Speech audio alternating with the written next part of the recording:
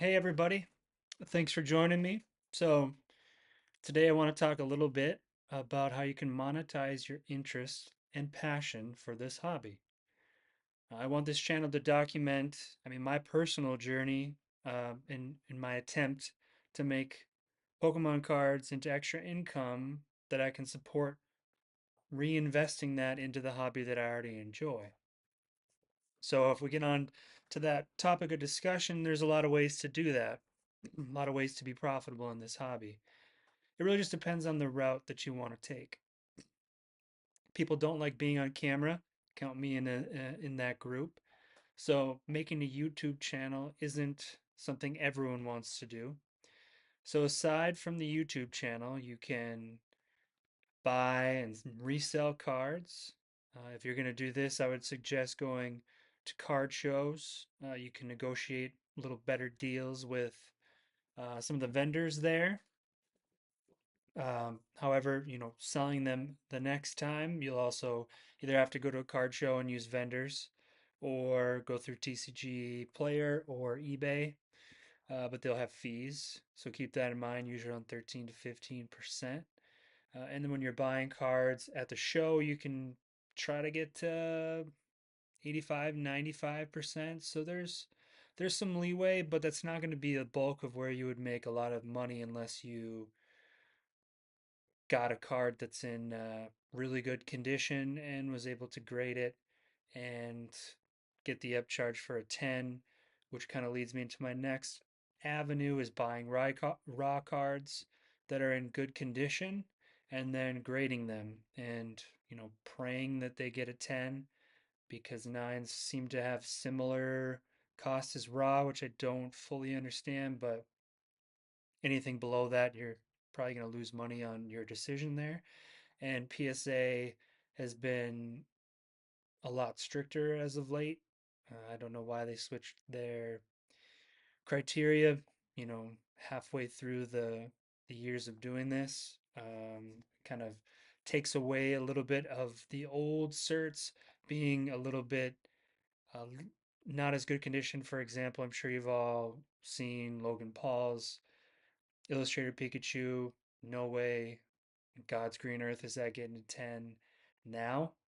So they change, and it's always a risk. And I don't think PSA is very consistent on that, but that's another video. So raw cards, card shows, getting raw cards and grading them. The other way is to get a distributor and then get product at wholesale, make small profits as you build a customer base. And maybe you keep a box or two from your distributor at wholesale, and when that box inevitably goes up, you sell that, reinvest the funds to buy the next set, and so on. However, you're going to get slapped with a lot of product that you don't probably care too much about or sell well. I shouldn't say a lot, but sometimes they'll be bundling those to get rid of that on their own, and their distributor prices go up too. Um, Danny Phantom and some other um, content creators have made videos about that. I would suggest checking them out. Or you can create a product that collectors or players need. For example, uh, graded card bumpers to protect slabs. Vaultex has their binders. Someone invented the one-touch magnetic cases. I know I did a video on, I think it was All Touch, the kind of different change of the one touch with four different magnets there, which is nice. But something like that can allow you to sell that, be in the hobby, use those funds to reinvest into whatever you feel you'd like to go chase after. Now, if you want to take the route of YouTube, which I guess I'm going to try now, um, against my better judgment, some of the ways include, opening packs on your channel. And I would say this one's probably the most difficult. I think this is like what Pokerev and Trainer Ryan, maybe what Danny Phantom had, other than their ability to entertain, was they have old, hard to find product that they could either open for views or give away or sell and get the views on YouTube via that way. Um, and that took him 5 years at least to grow to, I mean, for Pokerev, for example, he is in a league of his own, but having unique product that you can open or give away to get likes, subscribers, things like that, that's the best way to grow your channel. I remember Danny Phantom was, um, giving away a ton of Evolving Skies at the time.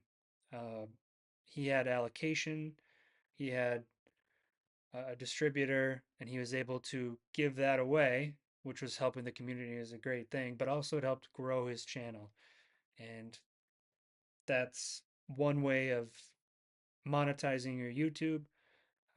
My brother and I tried to do this, I don't know, 3 years ago, I guess, but you spend a lot of money buying opening packs, and it takes a long time to get any of that back via views if you ever do.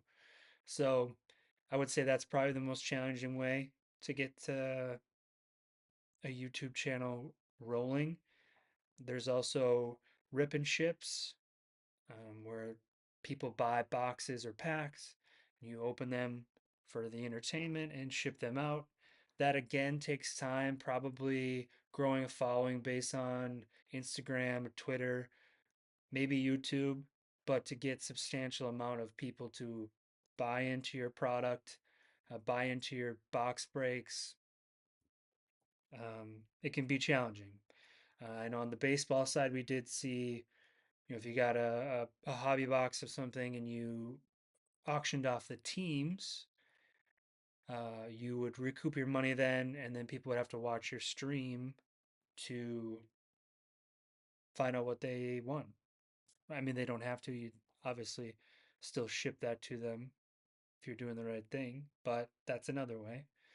Uh, there's a lot of commentary around people's videos, drama, um, issues in the hobby space that people can make uh, followings for.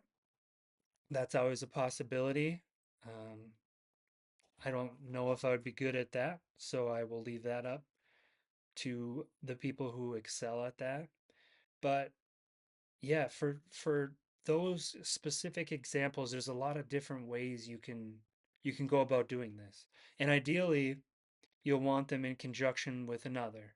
For instance, probably growing your Instagram handle via, maybe you sell cards there, maybe you do shorts or reels or whatever to build a following there and then bring them to your YouTube channel.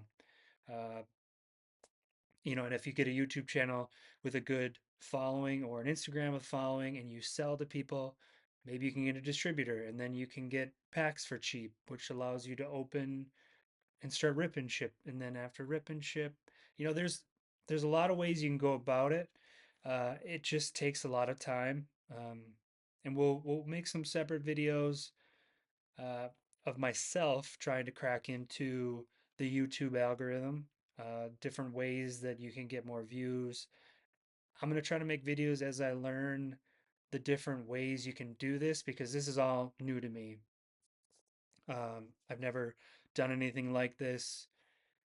I feel like it's a tall ask, but I think if I can do this where I can teach other people as I learn, it's beneficial for both of us. And it's something to do for me and put me out there outside of my comfort zone. So, with this just being a short, quick video, I kind of wanted to let you know where the channel is going to be headed. Hopefully, you got some value out of this. Let me know in the comments if you did. From there, we're just going to probably break these down um, option by option. Maybe go into ways to build an Instagram following in conjunction with this and things that I'll be doing for that. I do have an Instagram, don't post on it much, need to get better at that. Um, but I'll put all my socials and stuff on there. We'll see where this goes. I'll keep you updated and hopefully you can get a little blueprint of this on how to fail if I fail, or how it succeeded if, God willing, it does.